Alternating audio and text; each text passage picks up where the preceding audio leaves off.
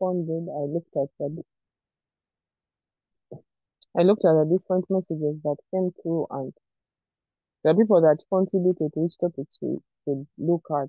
I think it was thermochemistry, and basically the way people came up in larger numbers than the rest of the topics. So for those who didn't communicate, I think you'll bear with us for this holiday. We'll look at those two topics if time allows us to. So before we begin, can I request someone to lead us in a word of prayer?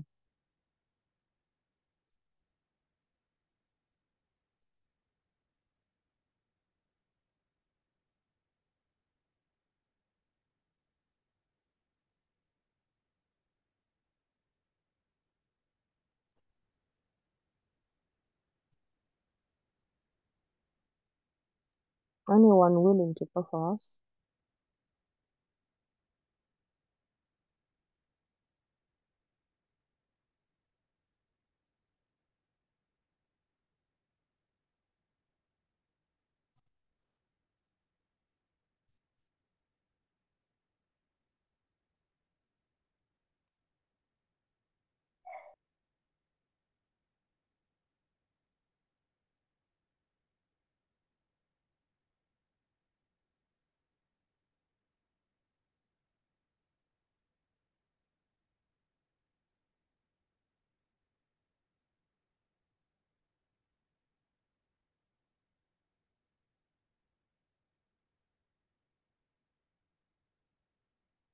Yes, in that sense,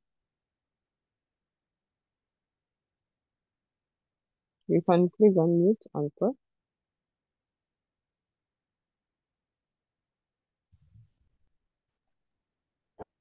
Let's pray in the name of the Father, and of the Son, and of the Holy Spirit.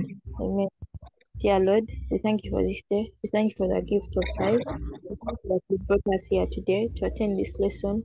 We pray as we attend the lesson, we are able to understand whatever we are being taught and be able to remember it whenever it's asked to us, such that we may be able to apply the required knowledge and excel at the end of it all. We place our teacher into your hands and we thank you for having enabled her reach and be able to teach us today. And for those that have prayed for or not, I leave them into your hands. Jesus Christ our Lord. Amen. In the name of the Father, Son, and Holy Spirit. Amen. Amen. Thank you so much.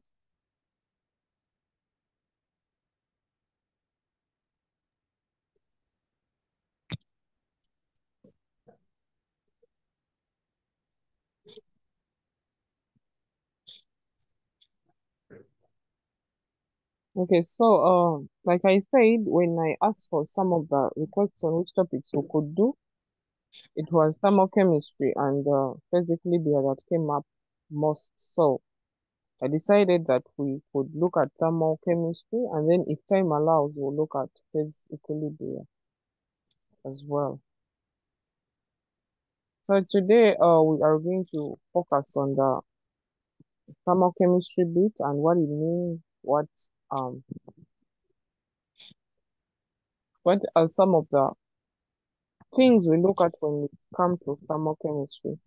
And I've not muted you, so that means maybe when you log in, please unmute. And if you have something to say, I'm going to request that we have order. You unmute and say it.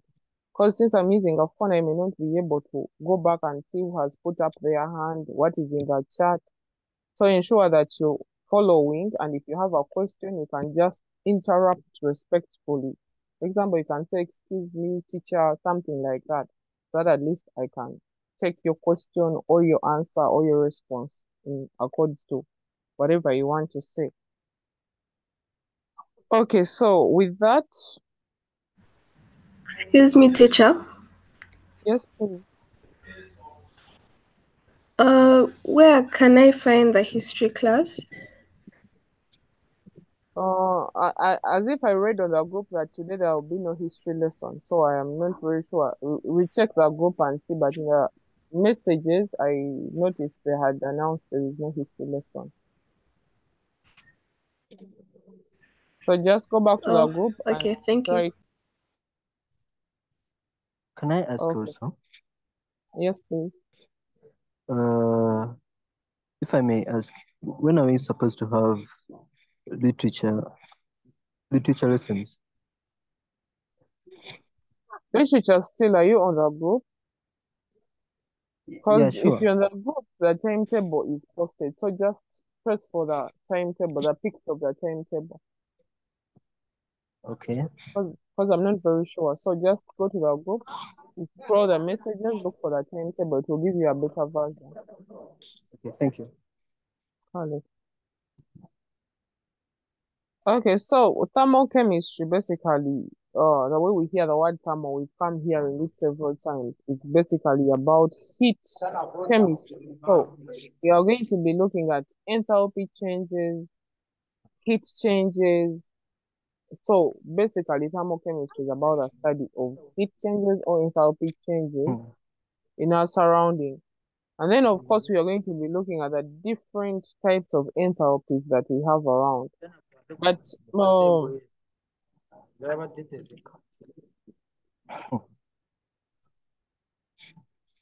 so thermochemistry is the study of the heat changes or enthalpy changes that accompany chemical reactions. Because we know in chemistry, we have reactions that take place chemically. And because those reactions are taking place, that means there is a heat change occurring in every reaction.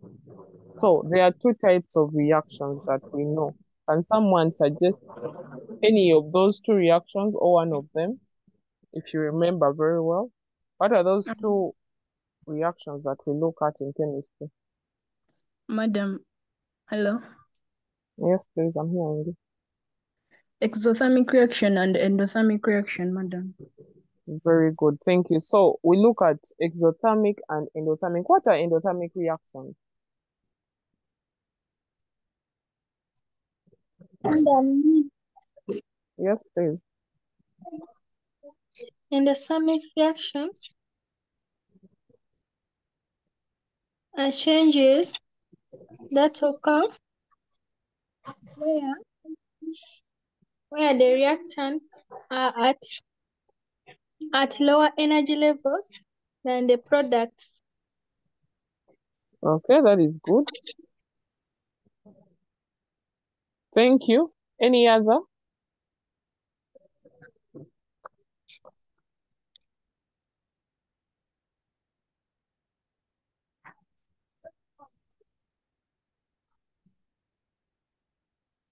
Okay, so as we are going to notice, you're going to see that endothermic reactions, these are reactions where the reactants are on a lower level on the energy diagram compared to the what?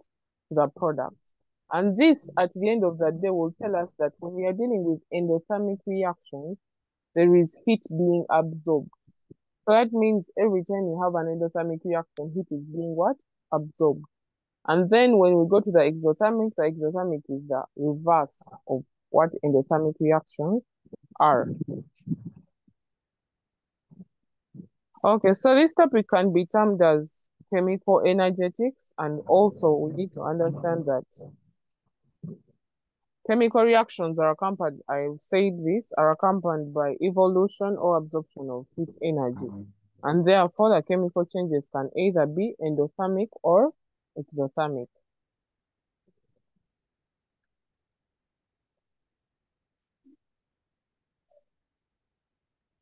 So looking at exothermic reactions, who can tell us what exothermic reactions are?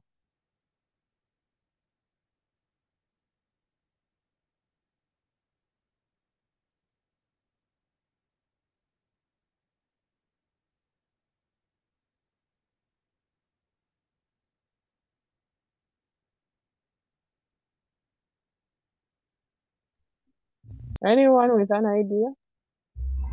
Madam, Teacher? exothermic reactions are reactions that involve releasing of heat. Okay, very good. Anyone with a different submission? Thank you. Teacher? Yes, please. Exothermic reactions are reactions where the reactants have a higher energy content than the product. Okay, that is good. So since heat is being given off, that means the reactants are on a higher energy level compared to the product. That's very good. So, here, of course, I denoted that these are reactions that proceed with evolution of heat. So, since they are exo, that means they give off heat to the surrounding. And then, of course, they can be denoted as negative enthalpy change. So, you're going to find that all the exothermic reactions, since they give off energy, they are negatively, or they have a negative sign on them. So as we go about the calculations, you're going to notice that some enthalpies are negatives, others are what? Are positives. So that doesn't mean that they are just as negative values or as positive values, but because they exist as either exothermic or endothermic reactions. So every time we are going to see a negatively charged enthalpy, that means that reaction is exothermic. And every time we are going to see a positive one, it's going to run towards that is a positive energy. So also you're going to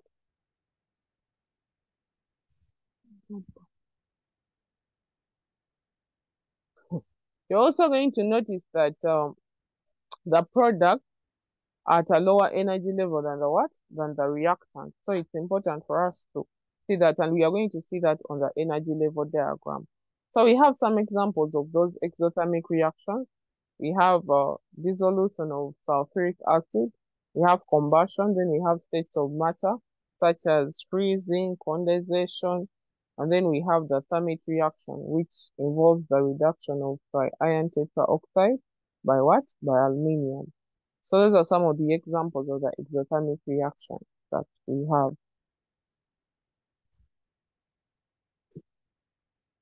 And then of course, so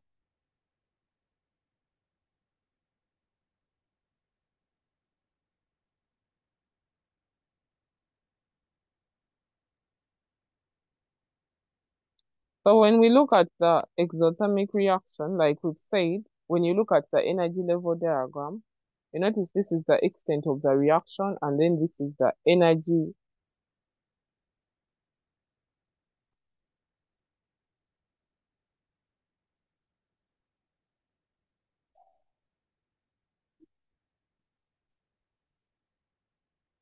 So this is the sorry. So we have the reactants of the exothermic reaction. They are on a higher energy. They require a lot of energy compared to the products. So you realize that the products are lower in energy compared to the reactants. And of course, the activation energy, we'll look at that in the further stages. But you realize that we have the negative energy, which is the difference between the product and then the what? The reactant. And that is what is giving us the enthalpy change, where you have the product and then the reactant, and then you have the negative energy that gives us the sign of the exothermic reaction. So that is basically the energy diagram of the exothermic reaction. And then, of course, when we go to the endothermic reactions, we've discussed these ones. We've said these reactions proceed with absorption of heat from the surrounding. So that means for them, they absorb heat, and for them, they are denoted as positive enthalpy change. And of course, we've said here the products are on a higher energy level than the reactants, and that's what brings in the positive energy change. And of course, the examples we have endothermic reactions, which include photosynthesis, dissolution of ammonia nitrate in water, and then of course, change of state, e.g. vaporization, and melting. So those are some of the examples of the endothermic reaction. And of course, when you're looking at these states of matter, you would always emphasize which ones are giving off heat, which ones are absorbing heat. So that at least qualifies them to know which ones are endothermic and which ones are exothermic. And since we said endo, that means it is absorbing heat. Okay, so that seems okay. So when we go to the energy diagram of these reactions,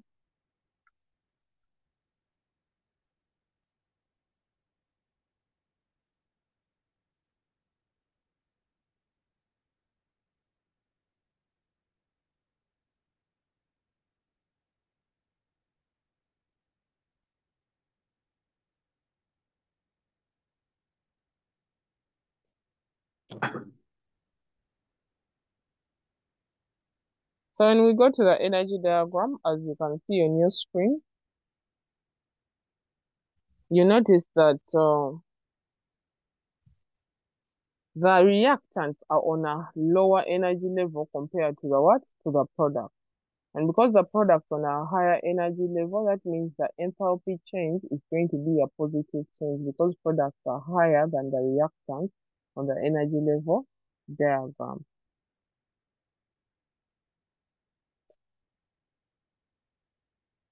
And then, of course, we have factors that affect the enthalpy reaction. Can I get some responses on which factors we know affect the enthalpy reaction?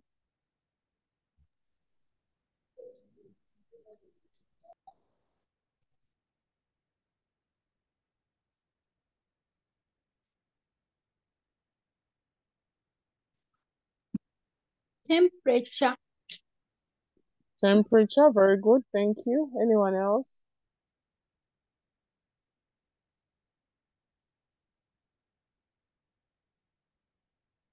So like I said, if you have something to say, please unmute and say something because I won't be able to keep track on who is responding.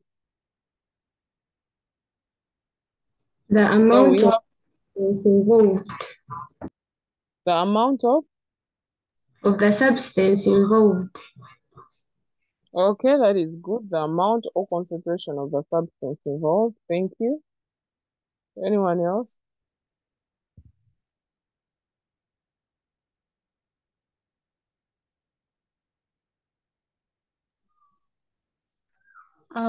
Pressure.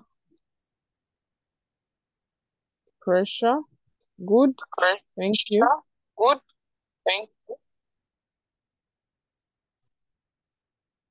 Anyone else? Concentration of the substances involved in the reaction. Concentration. Very good. What else? The physical states of the reactants and products. Good. So those are all important to take into consideration. Anyone else?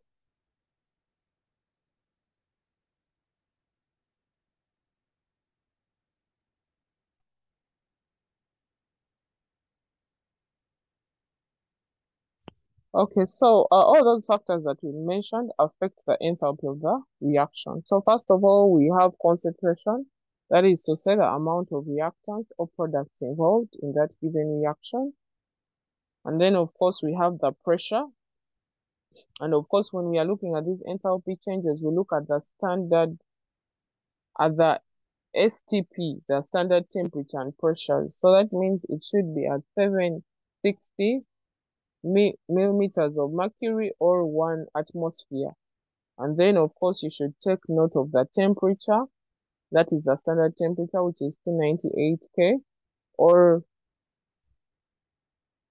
25 degrees Celsius. Those are the ones that are used normally. And then, of course, we have the allotropic modifications. I know we've studied about allotropes and allotropy. So the modifications in those allotropes, for example, you have here carbon in form of diamond and graphite. You realize that their energy is different. The formation of those components in terms of energy is different. So you realize the value of the enthalpy change depends on the allotrope used in the reaction. For example, the enthalpy of combustion of carbon in form of diamond is negative 94.3, and the one of graphite is negative 97.6. And like I said, the negative is communicating that that reaction is exothermic. And if we have a positive value, that means it's communicating that that reaction is endothermic. And of course, we know that we are going to notice that most of the reactions that are positive are not visible, or we could say they are not feasible, they are not possible in most cases. So that means when we see the negative enthalpy, they are communicating to us that this reaction exists and it can actually be possible, unlike the positive ones. So To continue, then also someone mentioned the physical states of the reactions and the product. That's very important because when we are looking at enthalpy changes, we look at the state. Is it in its normal state or we have changed the state accordingly? So it's important for us to take that into consideration as well. Should we proceed from there? Yes, madam. Okay, thank you for that feedback. So, there is an NB here, which is saying depending on the type of reaction, different enthalpy changes can take place, and they include the following. So, of course, we need to know what enthalpy change is. And like the way we said, enthalpy is the same as heat. So that means if we add the word change, that means that is the enthalpy change or heat change. So it is the quantity of heat absorbed at a constant temperature and pressure. So the quantity of heat absorbed is what we call the enthalpy change. So basically, enthalpy change is us getting the summation of the enthalpy of product minus the summation of the enthalpy of reactant. So if we need to get the enthalpy change for something, that means we are going to get the enthalpies of the product added together minus the enthalpies of the reactant added together. That's why I say the word summation. So as we go about our calculations, you will discover this better.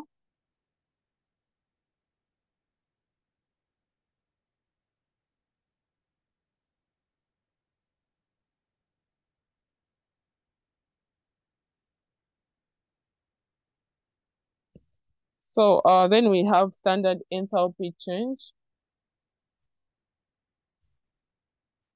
Standard enthalpy change is basically showing us the heat change when molar quantities of reactant are in their standard state and react to give product. So basically, this is the enthalpy change that is obtained when we have molar quantities of reactants reacting together to give us product in their physical states. Sorry, in their normal physical state.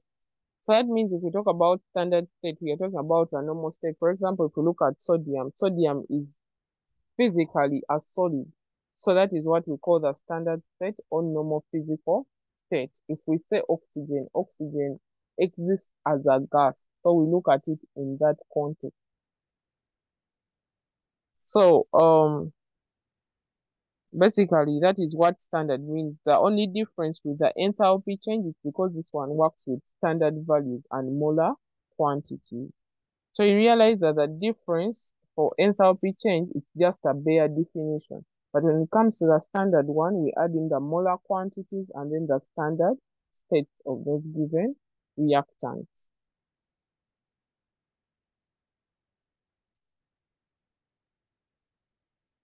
So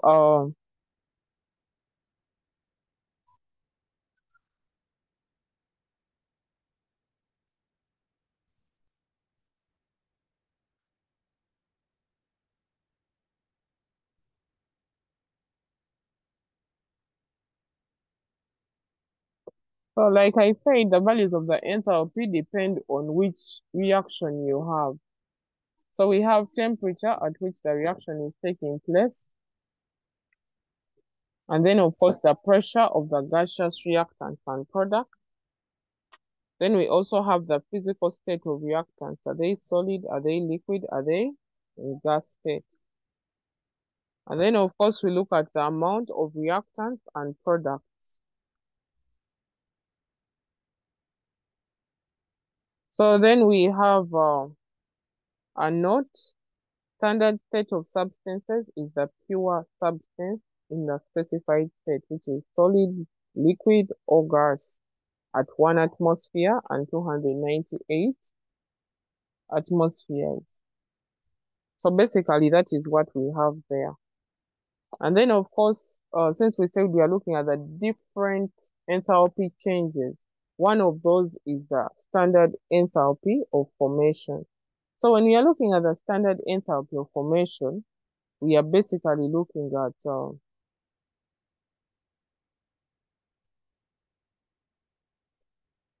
The same way you hear the word formation, that means formation is taking place.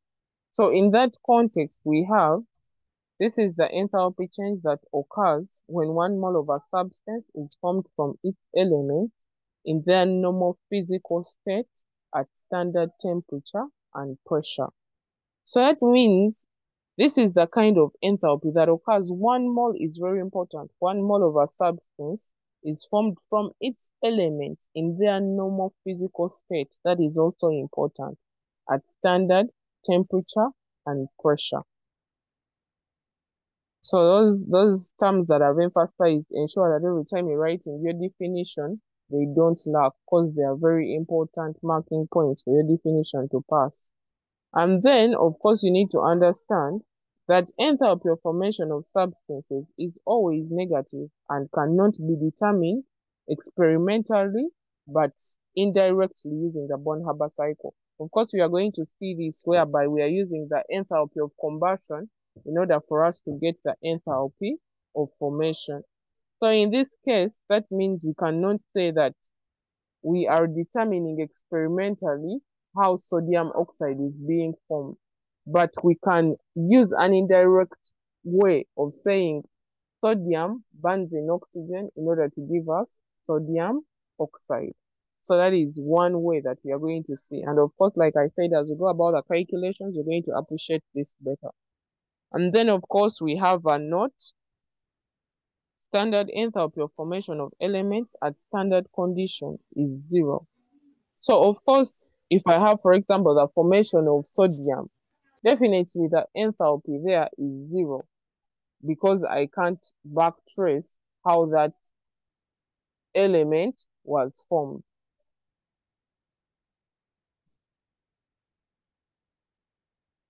Okay, so is that clear? Can we move on? Excuse me, madam. Yes, please. In the definition of standard enthalpy of formation, can I use the 298 Kelvin and 1 atmosphere instead of standard temperatures and pressure? Is it marked? Yes, that's okay, because it's a representation of the standards of those expressions. Okay, thank you, madam. Thank you. Okay, so if there are no questions, can we move on to the next?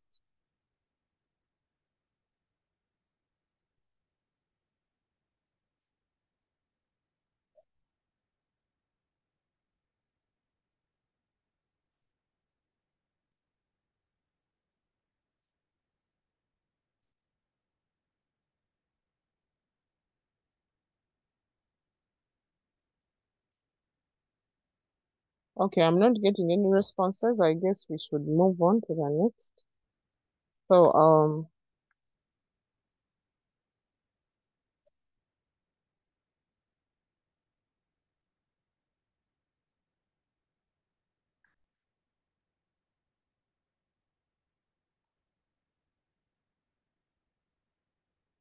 so of course, the more negative the value is, the more stable the compound will be.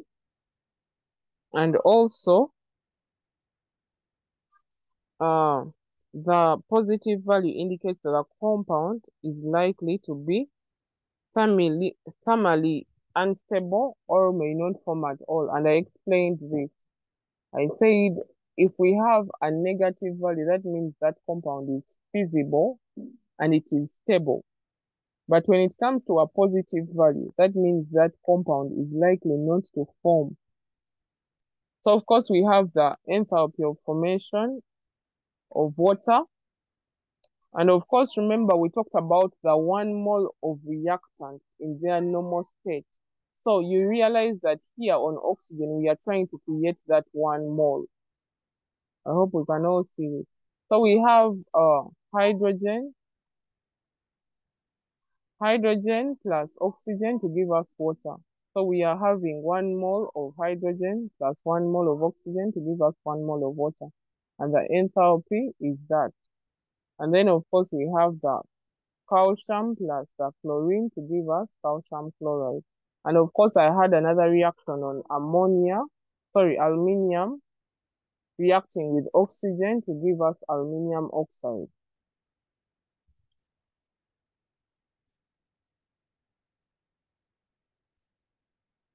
I'm trying to get my stylus to write on this, but I don't know why it's not showing what is required for me to get it to write. So you bear with me when I can't write with.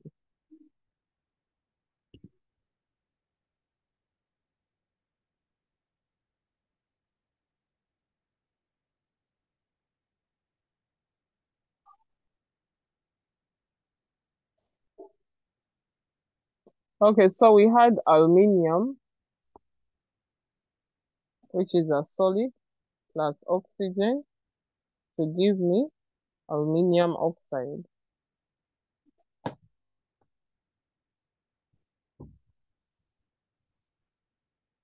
So the aluminium oxide here has,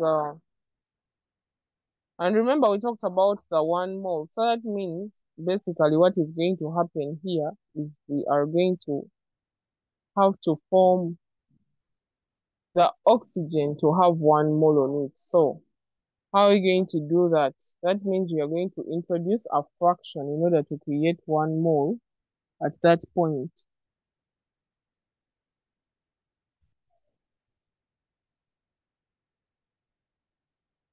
So that means you're going to have 3/2.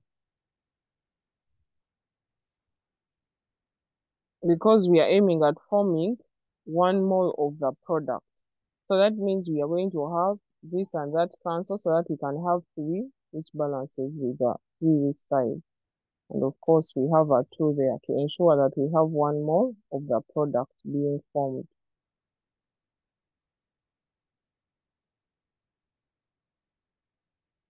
So that will be how the different enthalpies are being formed at different levels of your reaction.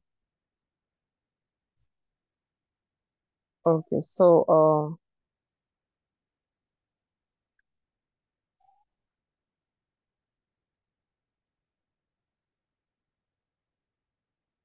we move on to the next enthalpy, and our next enthalpy is standard enthalpy of combustion.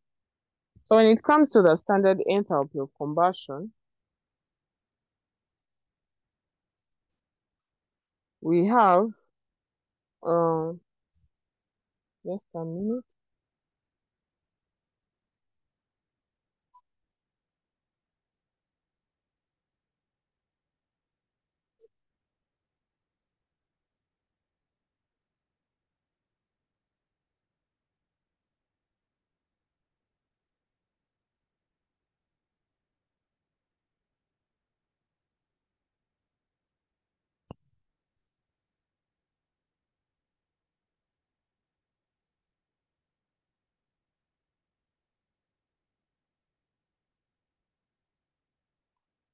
Okay, so for standard enthalpy of combustion, and we all know combustion is burning in oxygen.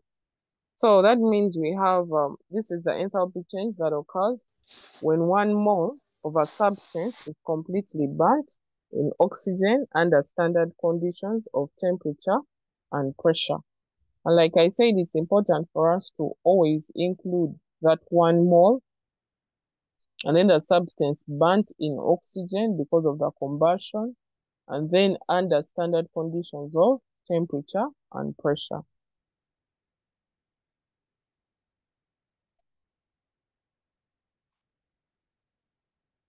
So I'm going to stop sharing on my phone, but I'm going to continue using it so that I can share using the PC like I had told us that I wanted to share using the PC so that I'm able to write.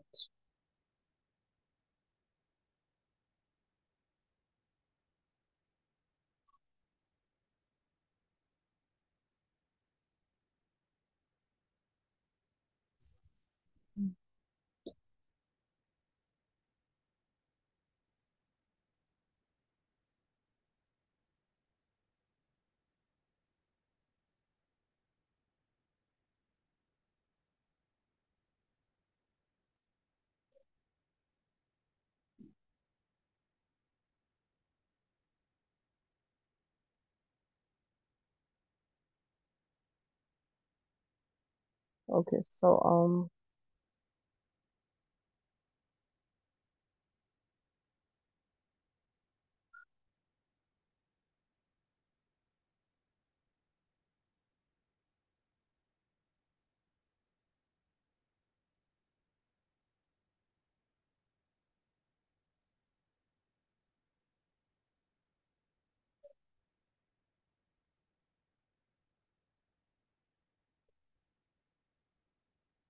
Okay, so we have let me just move to that slide where we had reached.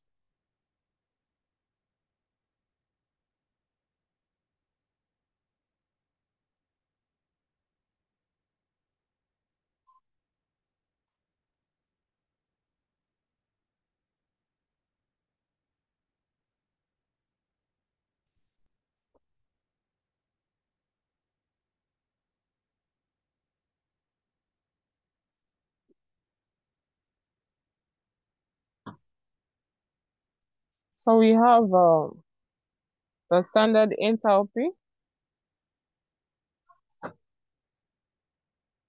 The standard enthalpy change that occurs at 1 mole. Like I said, that is very important. Completely burnt in oxygen is very key. Then under standard conditions of temperature and pressure. So one of the enthalpies of combustion we could come up with, of course, there are several.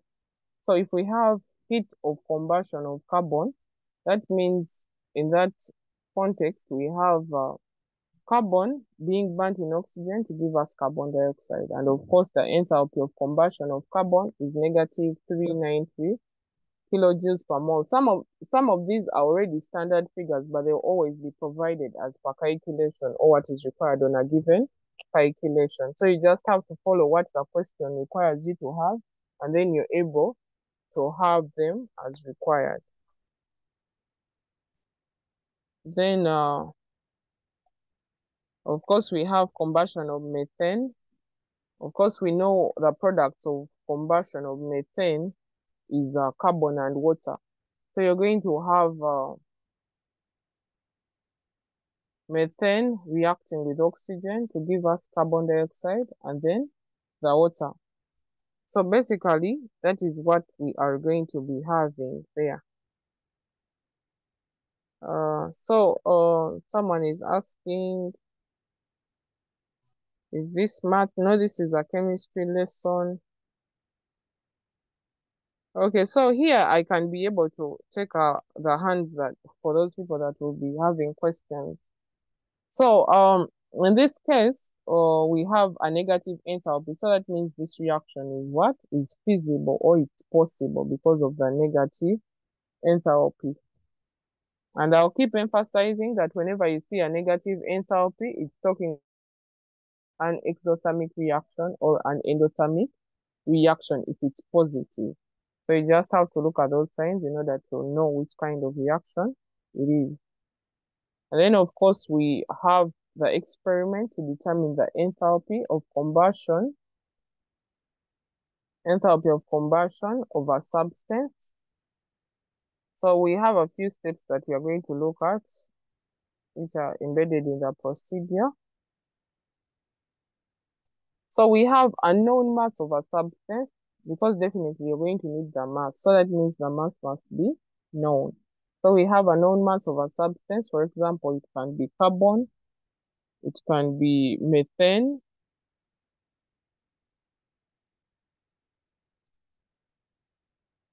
Okay, someone is asking if they're the only ones. Okay, maybe you need to give me feedback.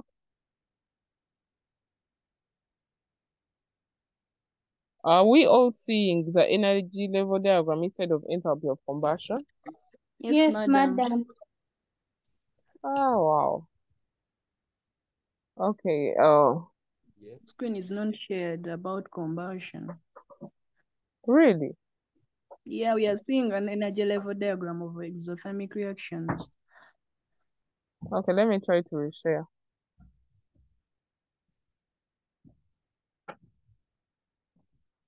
Is it still the same thing that is showing?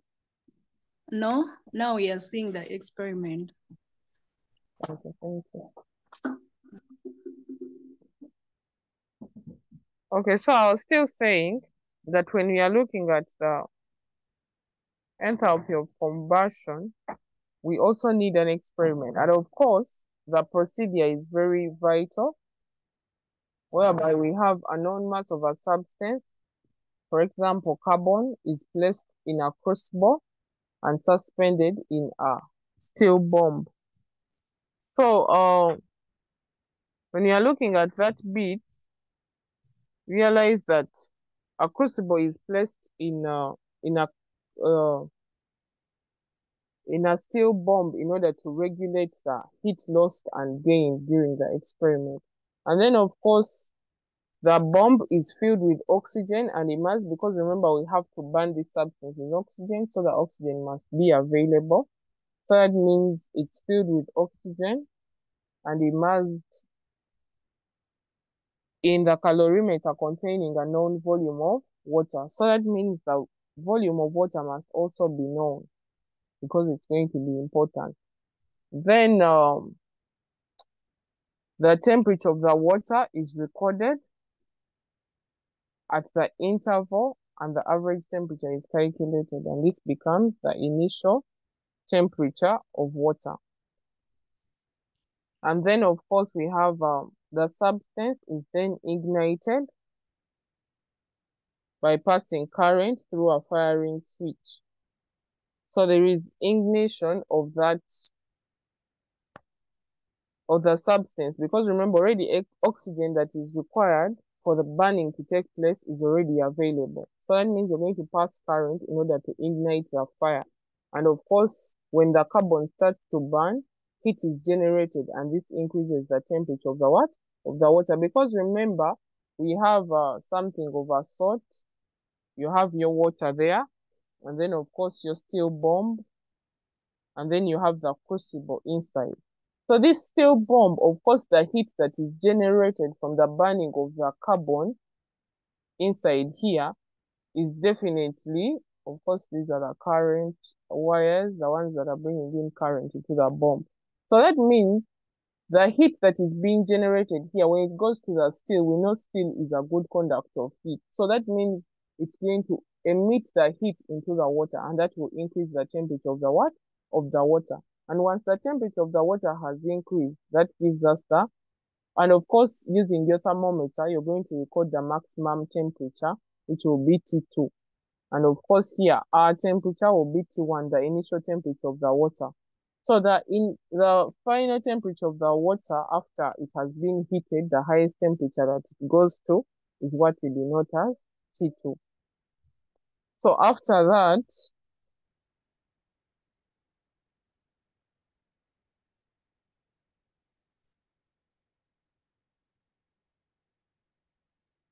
Tabitha is asking if they're supposed to show the treatment of result. Yes, of course, the treatment of results has to be there because it's what is showing what you explained in the what? In the procedure.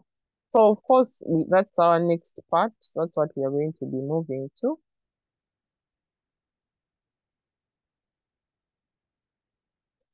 So of course, like we said, we need to measure the different values that are required. So we have M as the mass of the water, but remember in our description, we talked about the volume of the water. So how do you get the mass?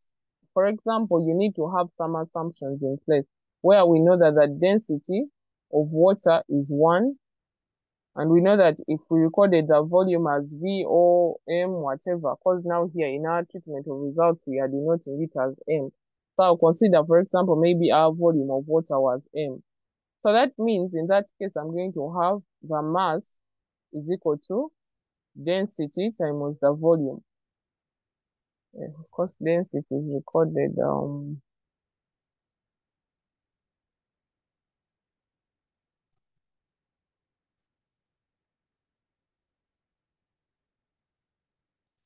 density usually has that kind of sign. So that means you're going to have the mass is equal to, sorry, this was supposed to be 1 times M. So that means our mass for water is going to be what? M. So in that case, we also have the specific heat capacity. For those who do physics, you notice that specific heat capacity is always expressed as a capital C or small c. And then, of course, the change in temperature, which is the temperature rise, we say the final temperature is T2 minus T1. So that is what gives us the change in what? In temperature. And of course, we have W, which is the molar mass of the compound. the compound that is formed, what is its molar mass. And since we are not working with volumes in this with values in this procedure, that means we are going to use letters. So the molar mass of the substance we are looking at is W. And then of course we have M, and if you could screenshot or take down these initials, because on the next slide we are going to see how to apply them, and I may not be able to come back to this slide.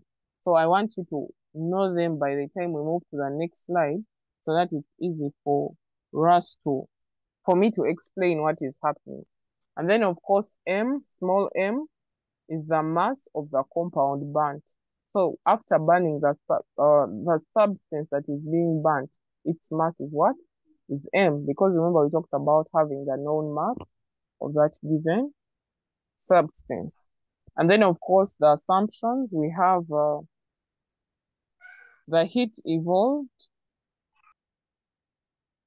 by burning the compound is equal to the heat gained by water and the calorimeter. So we have that assumption that the heat being given off is equal to the heat gained by the water and the calorimeter. So that means the same heat that is being evolved while burning the carbon, for example, like I said on the previous slide, is the same heat that is gained by the water and the calorimeter. Like I said, it is an assumption. And then we assume also that the heat gained by the calorimeter is negligible, and therefore heat lost by the burning substance is equal to the heat gained by the what? By the water. So that means the heat gained by the calorimeter becomes closer to even zero. Yet the heat directly lost by the substance while burning is the actual heat gained by the water. Okay, so with that said,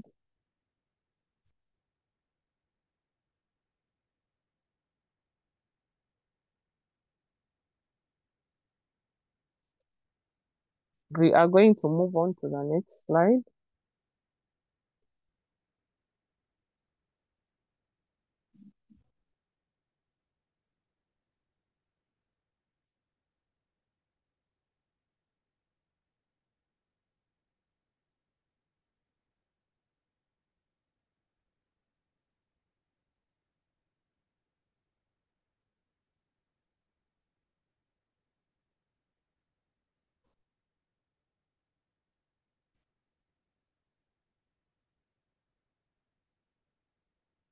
So this is showing us the heat gained by the water.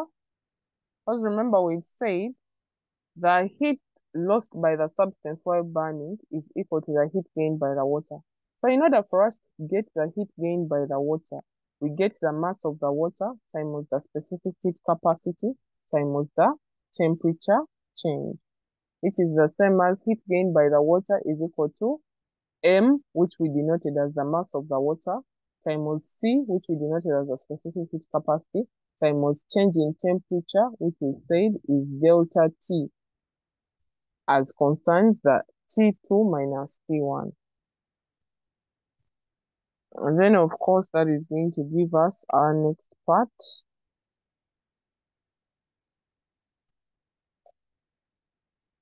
Heat gain is equal to MC delta T in joules.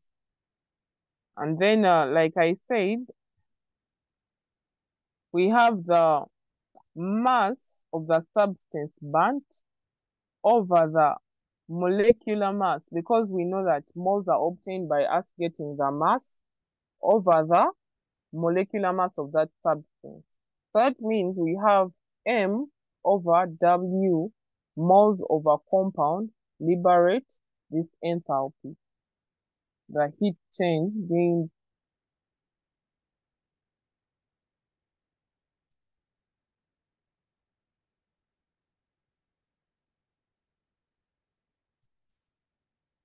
Which one, Ezra? Is it the previous slide you're talking about? Which slide are you talking about screenshotting? Second previous.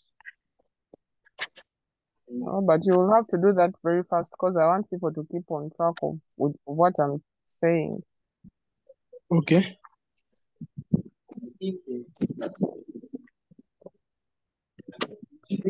This one here, Yeah.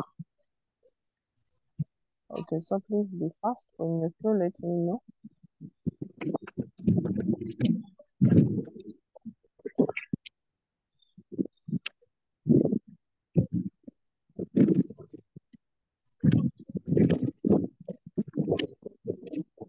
I'm done. Okay, Madam, thank you. you're welcome. So, I was still saying we get the mass of that substance over its molecular mass to give us the number of moles, and those moles are what liberate the enthalpy that was gained by the water. So that enthalpy that is gained by the water, how about one more? Because remember, we talked about a substance being burnt in oxygen to produce 1 mole of a compound. So that means, how about 1 mole of that compound? How much does it liberate? So like, for example, the same way we do in math, whereby we have 1 mole. For example, maybe if I have two 24 books cost maybe 42,000 shillings. How about 1 book? What is the cost of that 1 book? That means for me to get that 1 book, I'm going to have 42,000 divided by 24 in order for me to get the amount of money that 1 book costs. So it's the same thing here. When we have this number of moles liberating this energy, how about that 1 mole? That means you are going to get the energy those moles liberate over those moles in order for us to get the 1 mole. And that is why we have MC delta T out of M divided by W. So after getting that,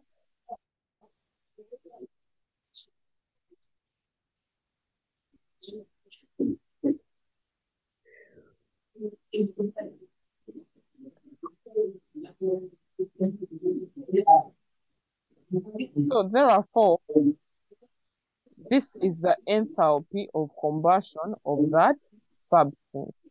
So that is how you calculate the enthalpy of combustion of a substance experimentally. First of all, you come up with a procedure, treatment of results, then you conclude after treating your results. That is the enthalpy of combustion. Do we have any questions up to that point? I want us to continue.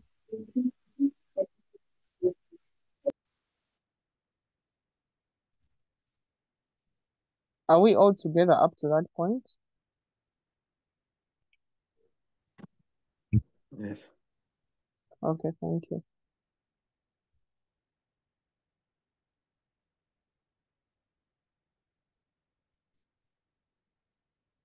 Yes, Tendo?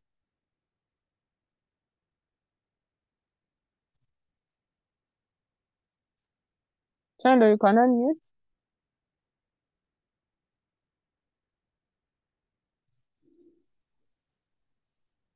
Good afternoon, madam. Good afternoon to you. Asking about the units. About the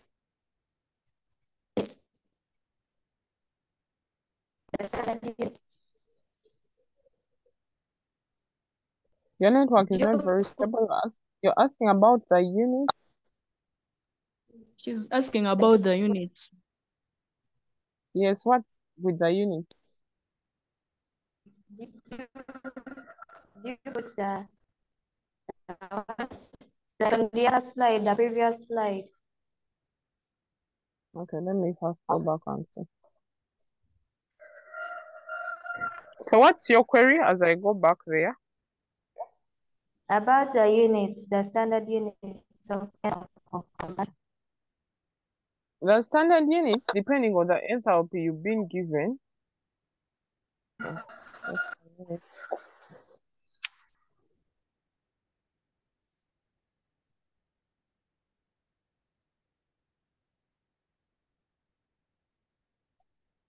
Okay, here. Yes. The standard units, it depends. You can use kilojoules or joules per mole. So it depends on the quantities that you're working with. If you're working with kilojoules, you're going to multiply by what? By 1,000, because you're introducing in the aspect of kilos. But if Okay. it is not multiplied by 1,000, you're going to leave it at joules, because we know that energy is measured in terms of what? Of joules. Yes. Do you get the point? Yes, madam. Thank you. Yes, thank you. You're welcome. So in some textbooks, of course, you're going to find when they have multiplied by 1,000, but that 1,000 is bringing in the aspect of kilojoules.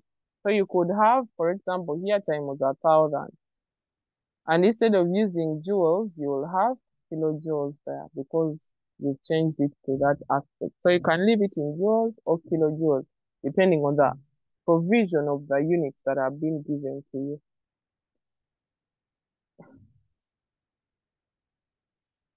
Okay, so that was a good question.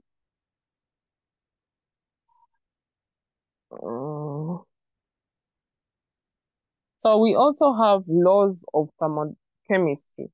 And of course, thermochemistry rides on two rules, which we are also going to be applying during the what? During the calculations. So one of those rules is the Laplace law. And of course, we call it the first law. And this law states that the amount of heat used, so here it's telling us the amount of heat used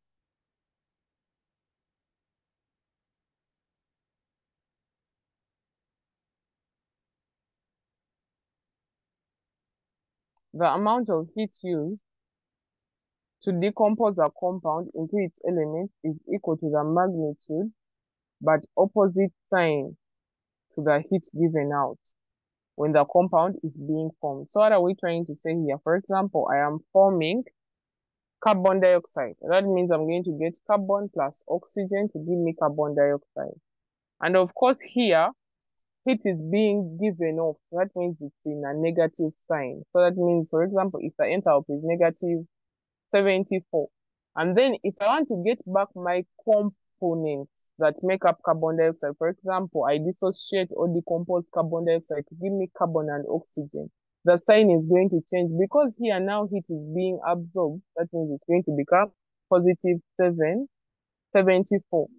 So the values remain the same, but the sign changes depending on whether there is heat gain or heat loss. For example,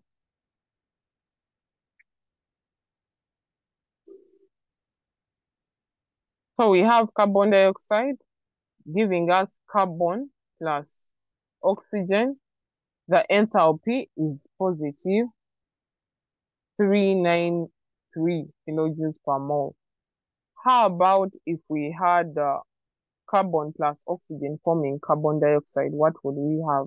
So that means we would have a negative, but you realize that the enthalpy values are the same, but the sign changes depending on whether it is evolution or absorption of heat.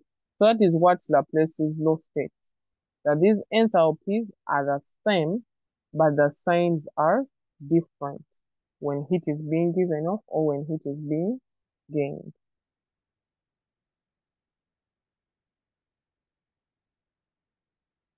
And then, of course, we have the second law, which is Hess's law of constant heat summation.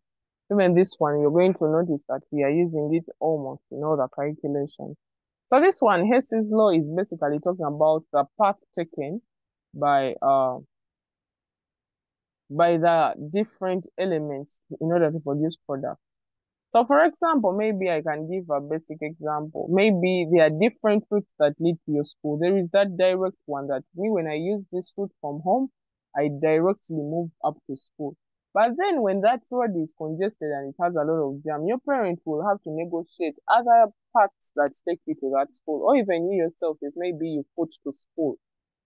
So you realize that you're going to take different paths, but still arrive at the same place. You left point A to go to point B. Someone who uses a direct route from A direct to B will reach. Even you who first goes to point C, and goes to point B, then you come back to B, you still arrive at the same place. So that is what Hess's law tells us, that no matter the path taken by the reactants, as long as it's giving you the same product, it will still give you the required enthalpy.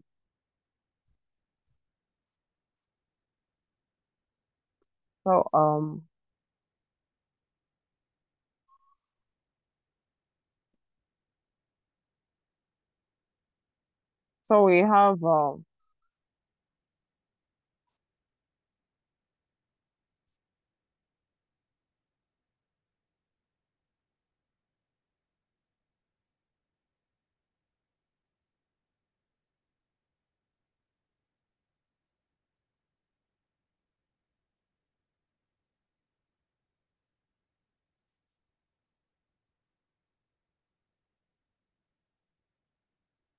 so we've said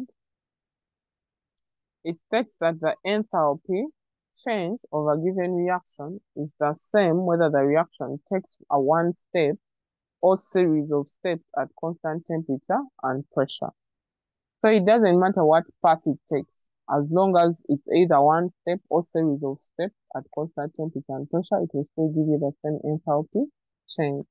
And then application of Hess's law, we have it used to determine heats of reaction, which cannot be determined experimentally from given thermochemical data. For example, determining the enthalpy of combustion of elements that make up a compound. So this Hess's law comes in where we cannot determine certain enthalpies experimentally. So we use those thermochemical data values that were obtained in order for us to calculate the required enthalpy. So I hope that is clear up to that point. So we are going to try out one example together, and then I'm going to give us two examples that we are going to try out, and then you share with me your answers.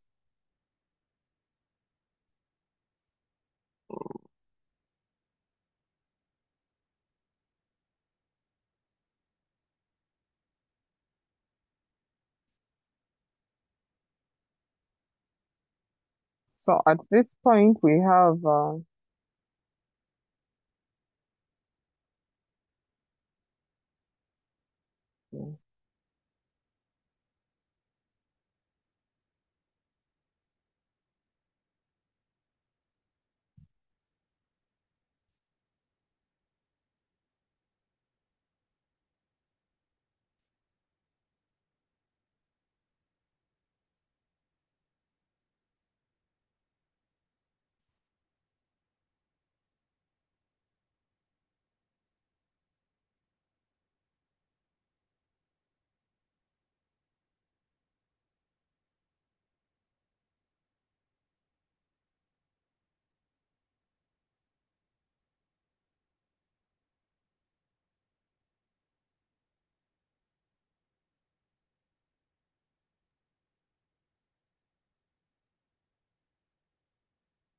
okay, I'm trying to share the whiteboard. The question.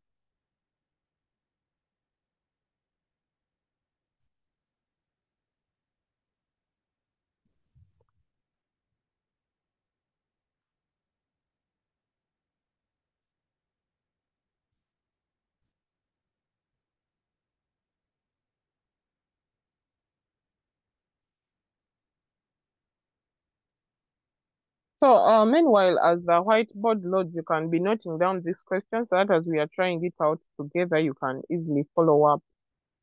It says calculate the enthalpy.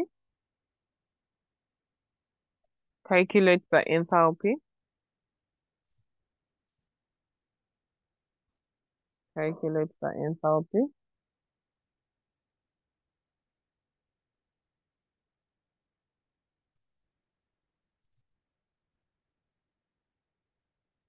of formation of methane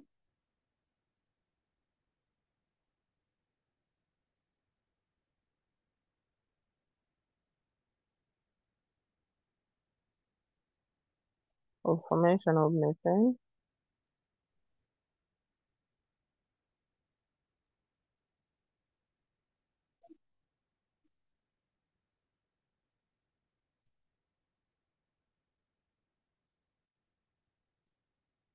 formation of methane given the enthalpy of combustion of carbon.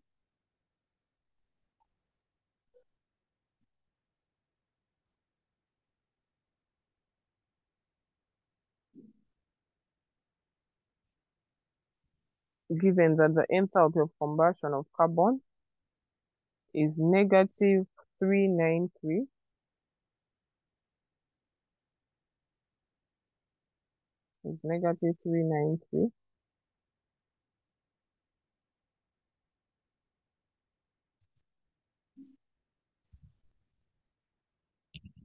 kilojoules per mole,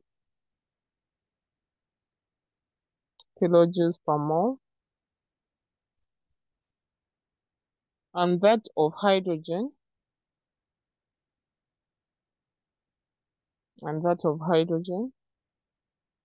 is negative 286 kilojoules per mole, negative 286 kilojoules per mole.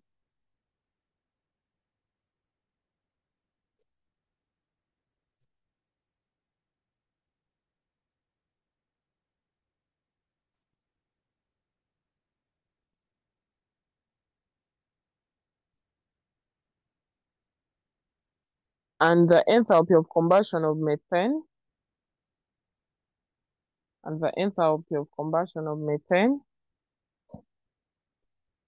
is negative 890 kilojoules per mole. Is negative 890 kilojoules per mole. So here they are telling us to calculate the enthalpy of formation of methane. So if we are calculating the enthalpy of formation of methane, and they have given us the enthalpy of combustion,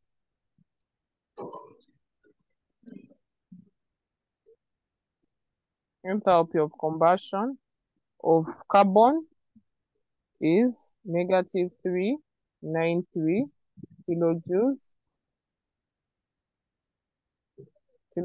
per mole.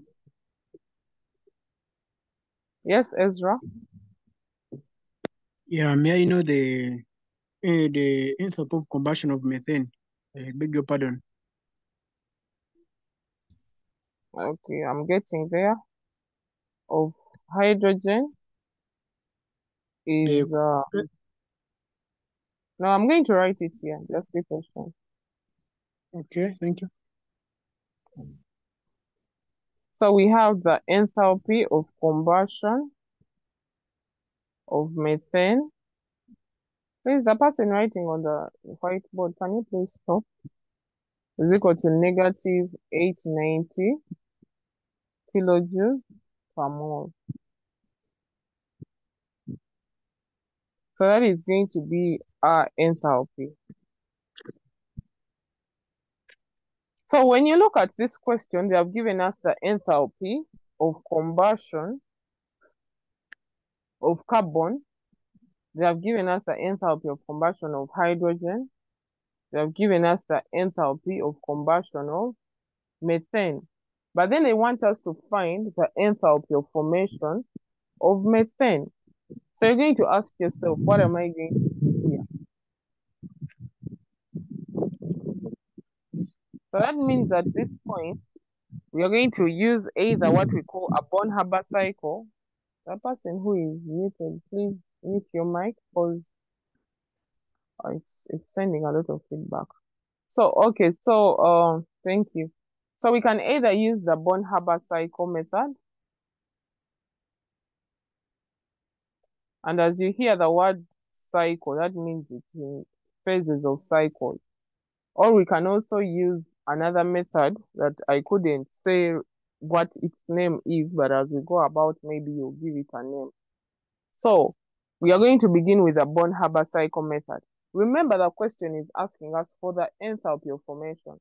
So I want us to derive from there and say, how can we form methane? We said the enthalpy of formation is where we have elements in their normal state reacting together to give us 1 mole of a compound at standard temperature and pressure. So basically, that is the knowledge we are going to use at this point. So we are going to have methane is made up of carbon plus hydrogen.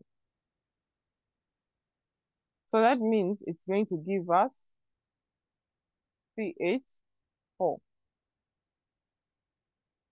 So if it gives us that CH4, that means we are going to have to balance the equation. But remember, we are supposed to have 1 mole of the product when it comes to enthalpy of formation. So that means in that sense, I'm going to have a 2 on hydrogen. And remember, the states are very important. Carbon is in solid state, hydrogen is in gaseous state, methane is in gaseous state. And this is the standard enthalpy of formation of methane. So after understanding that, we are going to have, remember the enthalpy of formation given to us. Stellar Born-Haber cycle is different from energy level diagram. Like I said, Born-Haber cycle is a cycle, the same way you have the life cycle of a cockroach, the life cycle of a butterfly. It is a cycle. That means it has some circular kind of notation around it. When it comes to energy level diagrams, we'll also look at that, but not now. For now, we are looking at the Born-Haber cycle. Those are two different methods of operation. So we have enthalpy of combustion of what? Of carbon. So enthalpy of combustion of carbon, that means we are burning carbon in what? In oxygen. And since we are burning carbon in oxygen, it's going to give us carbon dioxide. So that oxygen is on the arrow to give us the carbon dioxide gas. Then, of course, we have the enthalpy of combustion of hydrogen. So it's going to give us hydrogen burnt in oxygen plus to give us water. When we burn hydrogen in oxygen, it gives us water. Then, of course, they gave us the enthalpy of combustion of what? Of methane. But we know that when we burn methane in oxygen, it gives us carbon dioxide and water. So that means if I burn methane in oxygen, it's going to give me carbon dioxide and water as my product. So in that case, I am burning this methane that was produced by its constituent elements in oxygen to give me the carbon dioxide and water. And that's where the cycle comes in from. So you realize that there is burning of carbon, burning of hydrogen, and then burning of the what? Of the methane. So that is how that Born-Haber cycle name comes in at that point. So after getting to that Born-Haber cycle, we need to find out what are the enthalpies that were given to us and also to ensure that there is a balanced equation. Because remember, when we look at carbon reacting with oxygen, it's giving us carbon plus oxygen, giving us carbon dioxide. We have 1 mole of carbon, we have 1 mole of oxygen. So that one is already balanced. But when we come to hydrogen, hydrogen has 2 moles of hydrogen, and then, when you multiply that 2 by 2, it gives you 4. And yet when we come to water, water is giving us, I don't know who is really rubbing off what I am writing, but you're going to confuse your friends. So please stop it. Because I believe I am dealing with intelligent and mature students. Senior 6 really, so please do what you're required to do really. So we have the water. So the formation of the water, you realize that hydrogen, we have 2 hydrogens here and 1 oxygen. Yet when you look at this equation, if I were to separate it, you would realize that I have 4 hydrogens and 2 oxygens. So that means I need to balance the water. By balancing the water, that means I'm going to add a 2 there. So that 2 is going to contribute to what I have this side. Because when I come to this equation where I have methane reacting with oxygen, methane being burnt in oxygen is going to give me carbon dioxide. I have 1 carbon this side. I have 4 hydrogens this side. I have 2 oxygens. I have 4 oxygens this side. So that means the oxygen here will also have a what? a 2 on it in order to balance the what? The equation. So at that point, I need to go back to the enthalpies that were given to me. For the enthalpy of carbon, we had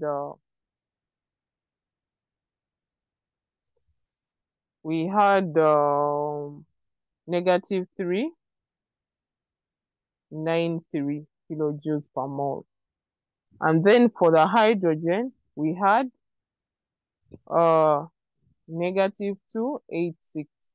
But remember, we have balanced this equation with a 2. So the 2 that came from up here multiplies this enthalpy. So that we have 2 times the enthalpy, because the enthalpy we have currently is the enthalpy of 1 mole of hydrogen being burnt in oxygen. But since we have 2 moles of hydrogen being burnt in oxygen, that means we multiply the enthalpy by 2. I hope that is clear. So after that, you're going to notice that we have enthalpy of formation. Enthalpy of formation at that point, the enthalpy of combustion of methane was given to us as negative 890. So in this context, you're going to notice something, that we have the enthalpy, which is H1, where we have the enthalpy of combustion of carbon. Then we have the enthalpy of formation of water. Then we have the third enthalpy of formation of what? Of combustion of the methane. So in order for us to get the enthalpy of formation, we are going to have the enthalpy of combustion of carbon plus the enthalpy of combustion of hydrogen minus the enthalpy of combustion of methane. So that means in that case, we are going to have negative 393 plus 2 into negative 286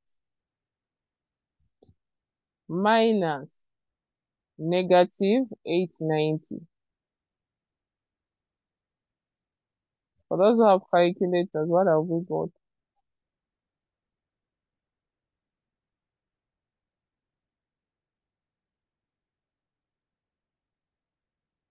So this one here is going to give us summation of enthalpy of formation is equal to,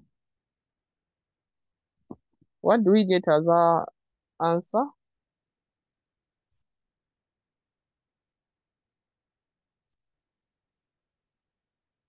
Okay, I'm seeing Ezra is saying negative 7, positive 75. Is it a positive value?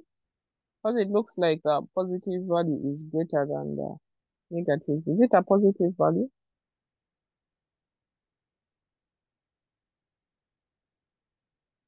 So negative.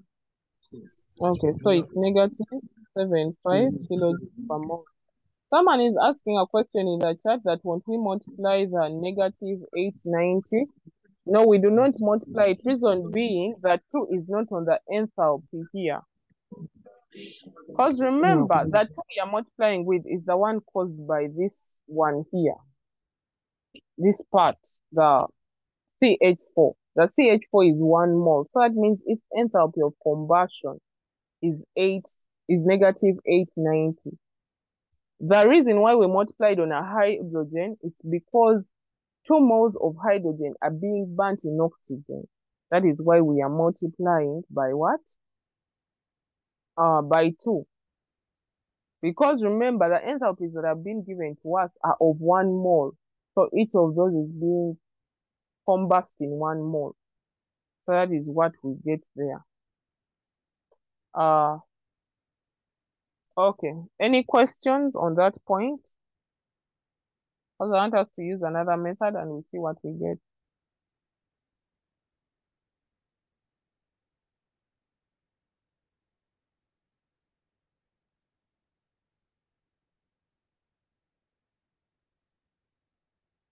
People, I need feedback. Are there any questions, or we can proceed to the next method?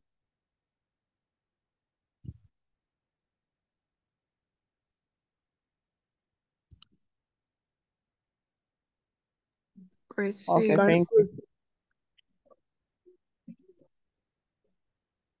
maybe we can proceed. Madam, Okay, thank you for that feedback. sorry, Yes, madam. yes, I please. wanted to say that the worker is not clearly seen. Okay, I'll improve on that in the next part. The work is not And clear. Okay, By okay. the way, teacher, I've not been seeing the whiteboard. yeah, but then how are you following without seeing it? I Because just used I just such put my complaints captions. you're supposed to let me know before I go ahead and calculate. Because you can't complain when the what? Madam, With you the are point just correct. I'll catch up in next example. No, but you can't be scared to ask a question that is helping okay, everyone. madam. Okay. Anyways, I think let's just follow up on the next part. Okay, okay. Yeah, so my PC has shut down due to due to its battery, but I think let's just follow up on the phone. But please, those people who are writing, please stop writing on my whiteboard. Very important. Okay, so I'll redo that. I said we had the enthalpy.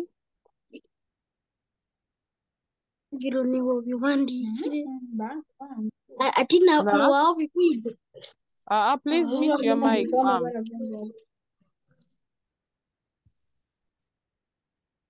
So,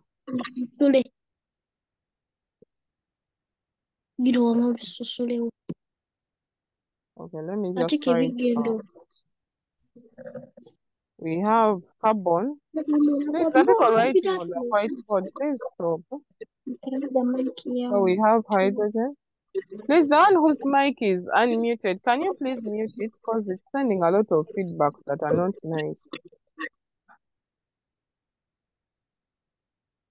Thank you. So, I was saying we're given the enthalpy of combustion, and the enthalpy of combustion that we were given was for carbon. Casey, please behave yourself. So we have carbon being burnt in oxygen. It will give us carbon dioxide. Then hydrogen being burnt in oxygen gives us water. Please follow through, and I hope this time round the screen is clear. So it's going to give us water. Can I get some feedback? Is the screen clearer? Yeah, madam, it's fairly clear now. Okay. Thank you. So when carbon is burnt in oxygen, it gives us carbon dioxide. When hydrogen is burnt in oxygen, it gives us water. So that means in that case, we are going to have methane being burnt in oxygen gives us water plus carbon dioxide. So we are given this enthalpy, we are given this enthalpy, we are given this enthalpy. So that means in that case, we are going to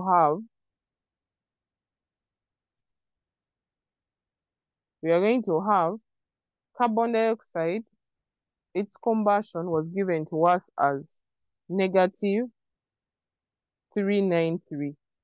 And then the one for hydrogen was given to us as negative 286. And the one for methane was given to us as negative 890 kilojoules per mole. So what is going to happen here? Remember, we said enthalpy of formation is about us forming 1 mole of that product. So in this case, you realize that carbon has 1 mole, the hydrogen has 2 moles, the methane has 1 mole. So because hydrogen has 1 mole, it has 2 moles.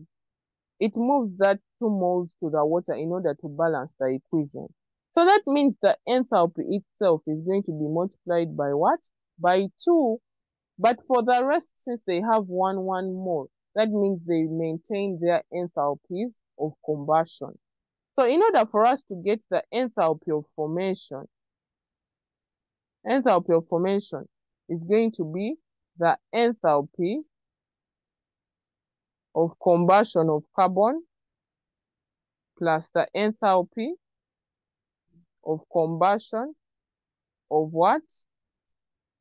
Of hydrogen minus, because remember all these arrows are bringing in minus the enthalpy of combustion of methane.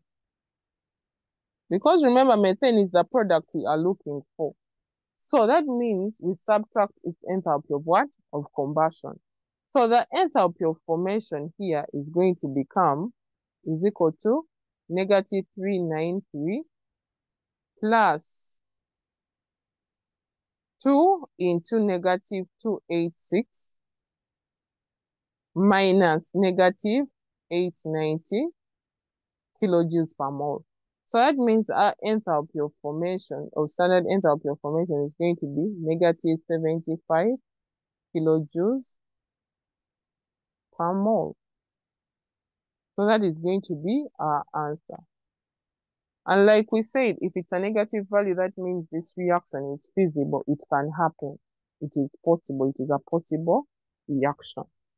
So people, are we together on that method? Because I want us to look at another method. Yes. Madam. Thank you for that feedback. Yes. Madam, hello. Yes, please. Does it imply that it's methane that was dissociated to form carbon and hydrogen? We said if it's being burnt, that means its products are carbon dioxide and water.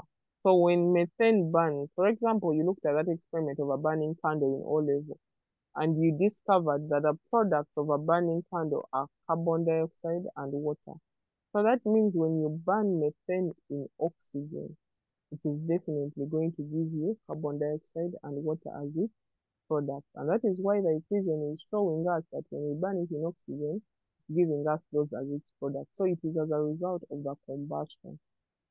No, madam, my query was about the enthalpy of formation being negative 75. Like, I'm like, is it that it's methane that was dissociated? All. No, now here on enthalpy of formation, remember the enthalpy of formation, we said we can't determine it experimentally. And I know maybe where you're coming from. It is telling us that the enthalpy of formation of this compound is possible. Reason being it's coming from carbon and then it's coming from what? From hydrogen.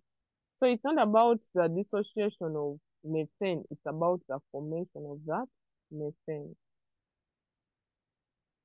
And like I said, these signs should help us know that when we are looking at the concept of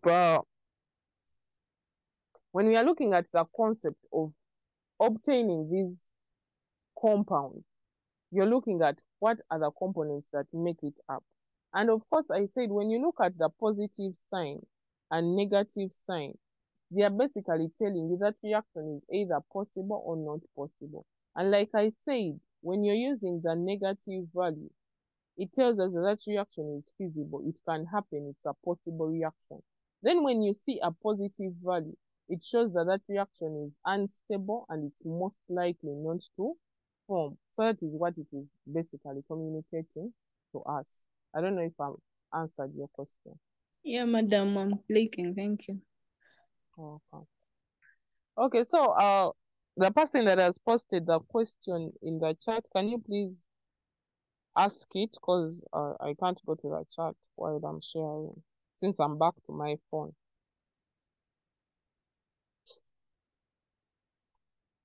It was about methane. You thought we were adding everything.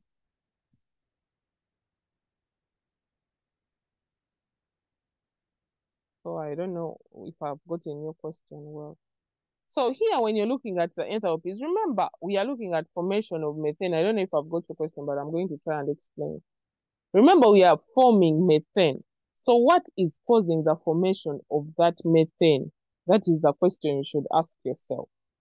So I am forming methane, and this arrow here, I hope the person who asked you following. This arrow here is showing the formation of methane's components when burnt. So that means in order for me to get the enthalpy of formation of methane, this arrow is going to change and face this side. And that is why I am subtracting. But feasibly, this would not make sense if I face the arrow this side because I am burning methane. But because I am forming methane, this arrow will reverse. It will do an invisible reverse. And if there is that reverse, if you want to add possibly, that means you're going to change this sign and make it a positive, such that it becomes positive 890 degrees, such that you just add everything as is. Because remember, our main aim is for us to get the product as methane. So that's why I said you subtract and maintain the sign here. But if you want to change the sign, that means you will have to reverse the arrow in order for it to give you a positive 890. And I think it will still give you the same answer, really. Okay, so I hope that is clear. So the next method I told us about, the question told us to form methane. So what is required from us? And the person misbehaving, behave yourself.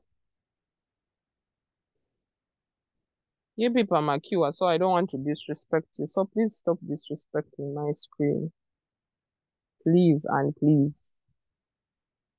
So that means we have, remember the states of matter are very important. So what is required of us is to get this expression because the question is asking for the formation of what? Of methane. So that means at that point I'm going to have, what was my first giving? They told me I have carbon reacting with oxygen to give me carbon dioxide gas, which is negative 393 kilojoules per mole. Please remember to include those units. It's because of space that I'm not including mine, but remember to include them.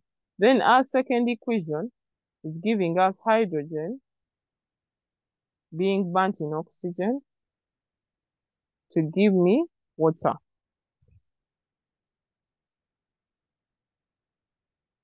So this is negative 286. So because combustion is supposed to give me 1 mole of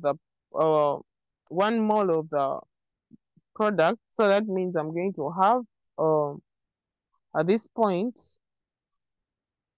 I'm going to have the third one as methane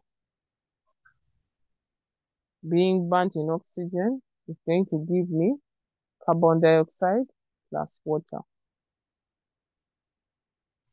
And of course here I need to balance. I'm going to have 4 oxygen. So that means I have that. This is a liquid. This is a gas. This is a gas. So you're going to notice something happening here. To balance this equation, I have half of oxygen here. So of course, you're going to notice that I need to rearrange these values in order for me to form what? Methane. So in order for me to form methane, you're going to first find out which equation of these 3 equations, as stated in my question, has methane in it. And of course, your quick eyes will take you to the last equation. It's the one that has methane. And the question is asking us about the formation of methane. So that means, what are the products of methane burning in oxygen? It's carbon dioxide and water. So that means we are going to reverse this third equation because it's giving us what we want, the formation of what? Of methane. So that means you're going to come and say carbon plus oxygen, giving me carbon dioxide. Then I have hydrogen plus oxygen, giving me water. So I have a half here. And then reversing this equation, I have carbon dioxide plus water, giving me methane plus oxygen.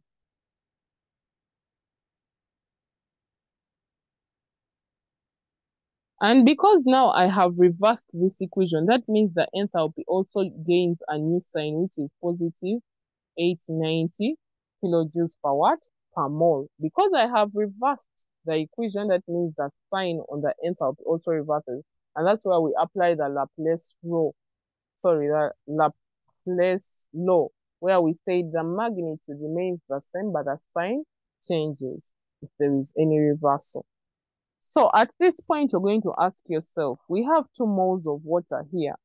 And then, of course, we have carbon dioxide this side is 1 mole, and carbon dioxide this side is also 1 mole. So that means at that point, I'm going to have this carbon dioxide cancel with this carbon dioxide. But you're going to notice something on this second equation. We have 2 moles of water here, and we have only 1 mole of water here. So what is going to happen? That means you're going to ask yourself, how do I ensure that this water cancels with the water this side? So that means I'm going to multiply this equation by what? By 2. Everything on this equation is going to be multiplied by 2. Even the enthalpy, so that means negative 286 is multiplied by what? By 2. So because it's being multiplied by 2, that means I have a 2 here. I have a 2 here times 2, then times 2 there. So that means this water cancels with this water here. And then, of course, you're going to notice that this 2 is going to cancel with this 2, which is going to leave me with oxygen. So this oxygen plus this oxygen give me 2 what? 2 oxygens. And of course, here there was a 2, which I didn't write. So that means this oxygen and this oxygen cancel out with this oxygen. So that means I come and carry out the remaining fragments. So I will have carbon, which is a solid, plus 2 hydrogen molecules, giving me methane gas. And that is my equation which I was looking for. So that means therefore I'm going to have,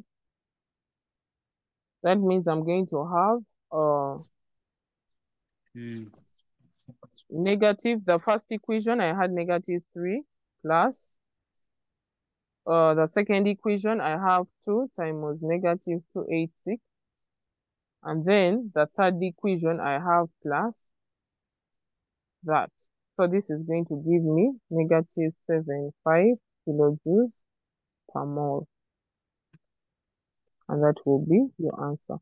So you don't use both methods, but you can know both methods such that when the question specifies which method you're supposed to use, you're conversant with both.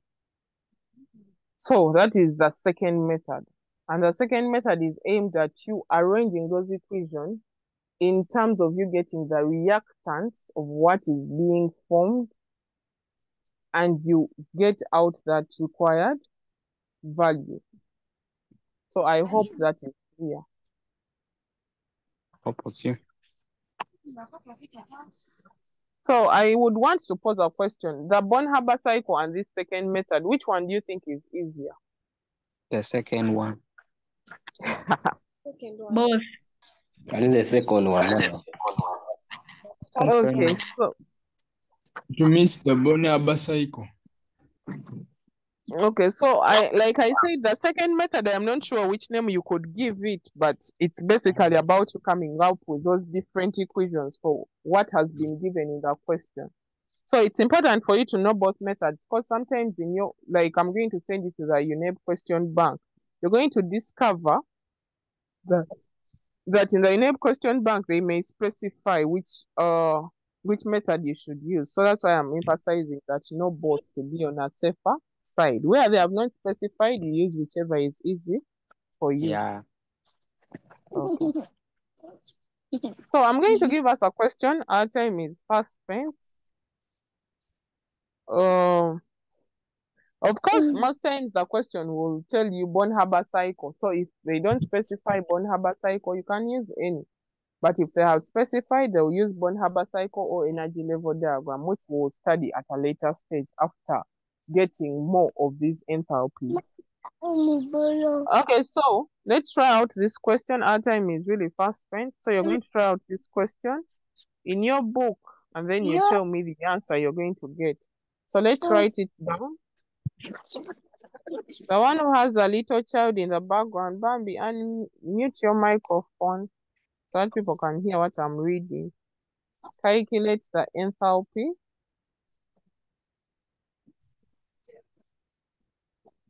for the reaction below.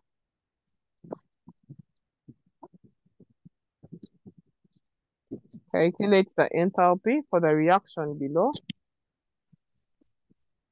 So this is the reaction: carbon plus hydrogen gas to give us ethane. Sorry. Calculate the enthalpy for the reaction below. So please write that reaction.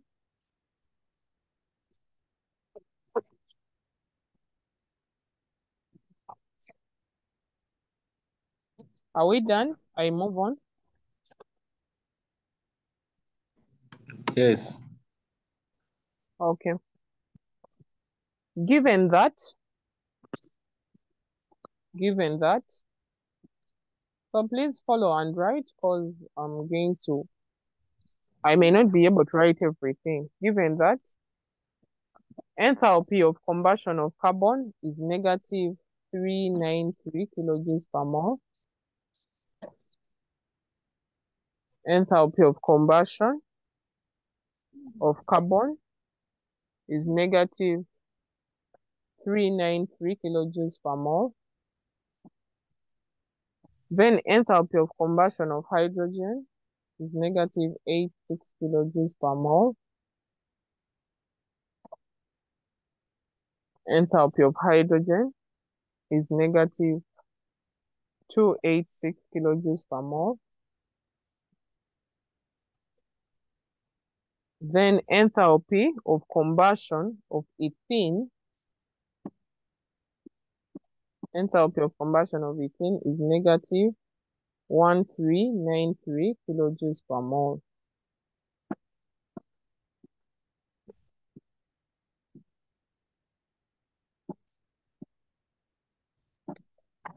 Negative 1393 kilojoules per mole.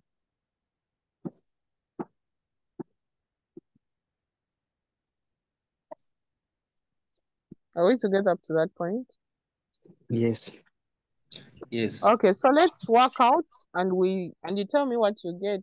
So I'm not helping out on this one, except there are a few questions I can take here and there. So just work out, you tell me the answer you get. And I would love it if some of us would use the Born-Haber cycle and others would use the what?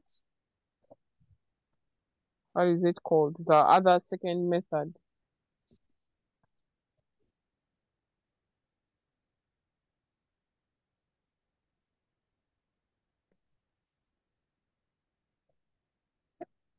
Okay, thank you, Anne.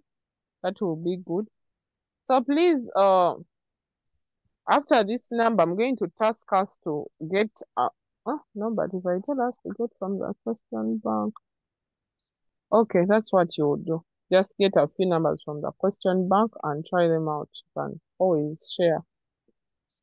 But let's first calculate this one before we go off, so that at least we can know how we stand.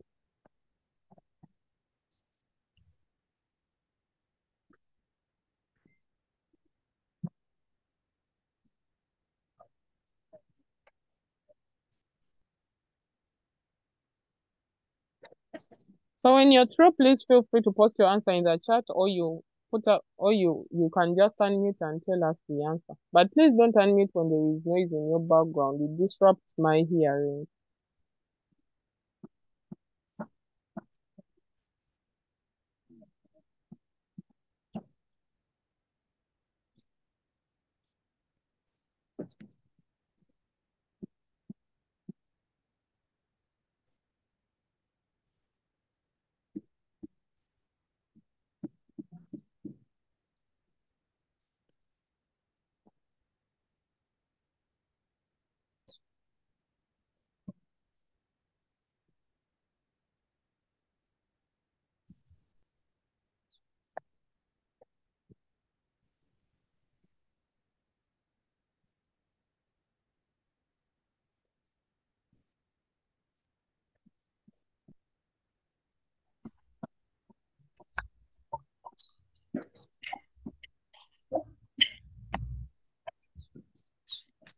Madam, me, I'm getting negative Mm-hmm. 2751.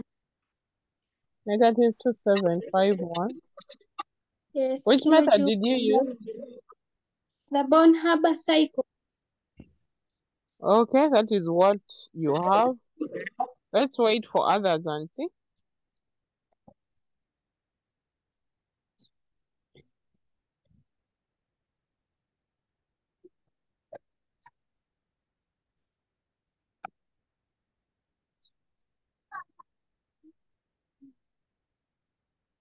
Anyone else?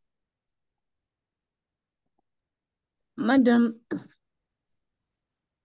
I'm getting a positive 174 kilojoules per mole. Positive 174 kilojoules per mole. 1714. 1714. Okay, any other? Let's take a third one and then we'll go over the number together. Okay, someone is saying Born-Haber cycle, positive 35 kilojoules per mole. Okay, so thank you all and well done. So let's do the Born-Haber cycle together, then the other method will be your homework. So I'm going to be a bit fast since our time is really fast spent. So we have carbon. They gave us a reaction of carbon plus hydrogen. And well done to all of you that have given us your submissions. That was good. Giving us methane, which is ethane, which is a gas. So our equation was balanced with a 2 here. And then we had a 2 here. So they told us they are burning carbon in oxygen. So that means we get carbon dioxide gas. Then we are burning hydrogen in oxygen to give us water. Then burning ethene in oxygen to give us water and carbon dioxide. So we Excuse me, have madam. yes, please. I'm getting minus 35 kilojoules per mole. Okay, thank you. So let's try it out together and we see what we get. Okay, so here we have, since we have 4 oxygens, that means these oxygens will also become 2. Here it's balanced, then it's balanced here. So our next step here, they gave us the enthalpy of combustion of carbon as negative 393. But remember, the carbon, this enthalpy is for when carbon is 1 mole. So when we have 2 moles, that means we multiply by 2 on the enthalpy. Then the same thing for hydrogen.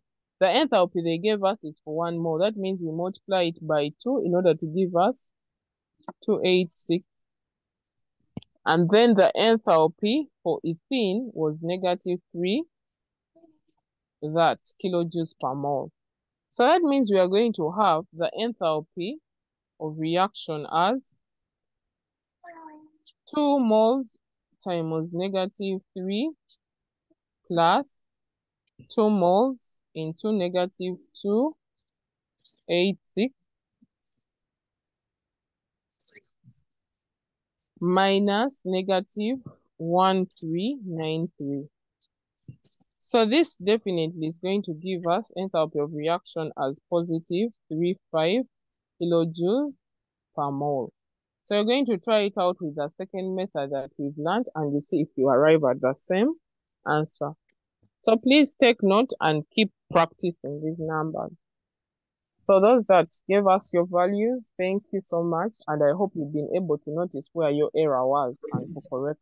Madam, I've Yes, seen my please. mistake. I didn't put the brackets. Okay. Thank you for the correction. You're welcome. So it's always important that you take note of the number of moles because most of those enthalpies are going to be given to you in that context. So please endeavor to do that. So I hope you were able to learn something today. I'll see you next Monday. Thank you for being a lovely class.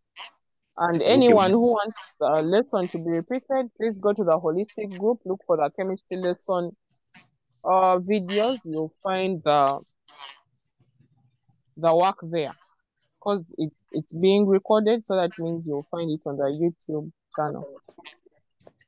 Okay. Okay, thank you to all. Thank Yes, you, madam. Madam, you're welcome. Yes, please.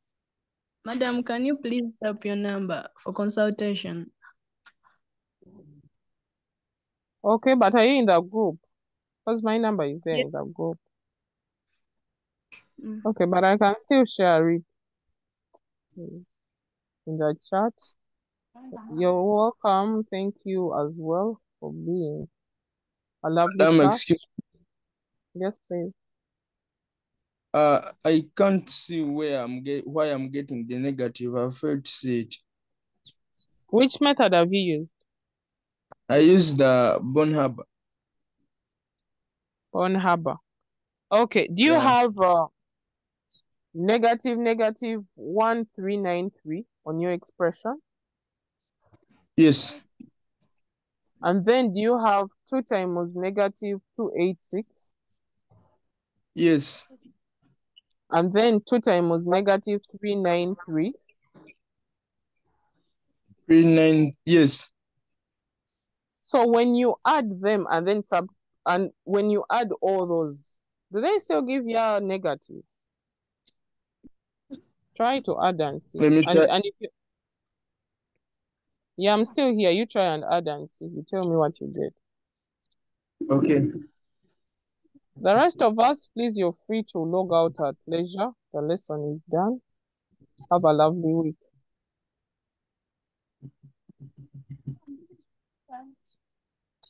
Hello. I've seen, madam.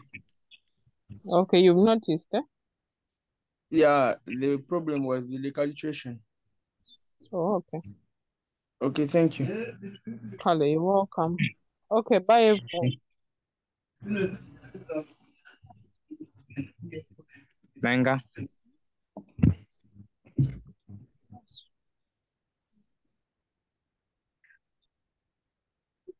Lesson lock.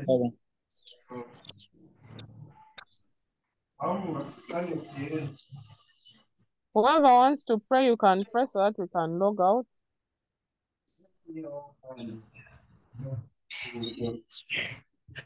Madam, what's the name of the group? Which one? The one on WhatsApp or the one on YouTube? WhatsApp. The WhatsApp it's holistic. The name on the group. Okay, use Martha Light. So when you see Martha Light, that's my number.